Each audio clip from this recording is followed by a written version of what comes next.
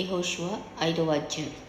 వారు దాటుచుండగా ఇశ్రాయేలీయుల ఎదుట నుండి యెహోవా యోర్దాను నీళ్లను ఎండచేసిన సంగతి యోర్దానుకు పడమటి దిక్కుననున్న అమ్మోరీల రాజులందరూ సముద్రం నొద్దనున్న కనానీల రాజులందరూ వినినప్పుడు వారి గుండెలు చెదిరిపోయెను. ఇశ్రాయేలీయుల భయము చేత వారికిక ధైర్యమేమీ లేకపోయెను.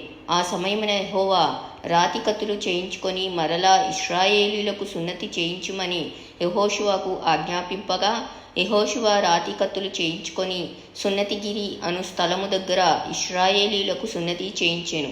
యెహోషువ సున్నతి చేయించుటకు హేతువేమనగా, ఐగుప్తులో నుండి బయలుదేరిన వారందరిలో యుద్ధసన్నుద్ధులైన పురుషులందరూ ఐగుప్తు మార్గమున అరణ్యంలో చనిపోయిరి. బయలుదేరిన పురుషులందరూ సున్నతి పొందిన వారే, కానీ ఐగుప్తులో నుండి బయలుదేరిన తరువాత అరణ్య మార్గమందు పుట్టిన వారిలో ఎవరినూ సున్నతి పొంది ఉండలేదు. యెహోవా మనకు ఏ దేశం నిచ్చెదనని వారి పితరులతో ప్రమాణం చేసెనో, పాలు తేనెలు ప్రవహించు ఆ దేశమును తాను వారికి చూపింపనని యెహోవా ప్రమాణం చేసి ఉండెను గనుక, ఐగుప్తులో నుండి వచ్చిన ఆ యోధులందరూ యెహోవా మాట వినకపోయినందున వారు నశించు వరకు ఇశ్రాయేలీయులు 40 సంవత్సరములు అరణ్యంలో సంచరించుచూ వచ్చిరి. ఆయన వారికి ప్రతిగా పుట్టించిన వారి కుమారులు సున్నతి పొంది ఉండలేదు గనుక వారికి సున్నతి చేయించెను. ఏలనగా మార్గమున వారికి సున్నతి జరగలేదు. కాబట్టి ఆ సమస్త జనము సున్నతి పొందుట తీరిన తరువాత తాము బాగుపడు వరకు పాలెంలోని తమ చోట్ల నిలిచిరి. అప్పుడు యెహోవా, నేడు నేను ఐగుప్తు అవమానము మీ మీద నుండకుండా దొర్లించి వేసి ఉన్నానని యెహోషువతో ననెను. అందుచేత నేటి వరకు ఆ చోటికి గిల్గాలను పేరు. ఇశ్రాయేలీయులు గిల్గాలులో దిగి ఆ నెల 14వ తేదీని సాయంకాలమున యెరికో మైదానంలో పస్కా పండుగను ఆచరించిరి.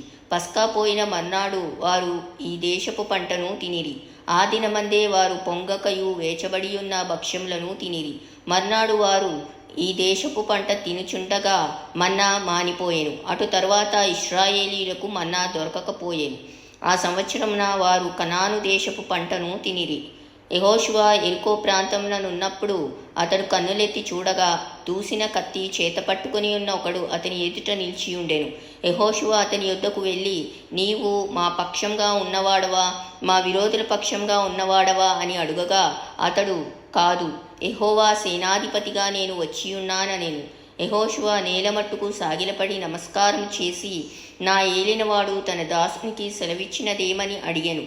అందుకు యెహోవా సేనాధిపతి, నీవు నిలిచియున్న ఈ స్థలము పరిశుద్ధమైనది, నీ పాదరక్షలను తీసివేయమని యెహోషువతో చెప్పగా, యెహోషువ అలాగు చేసెను.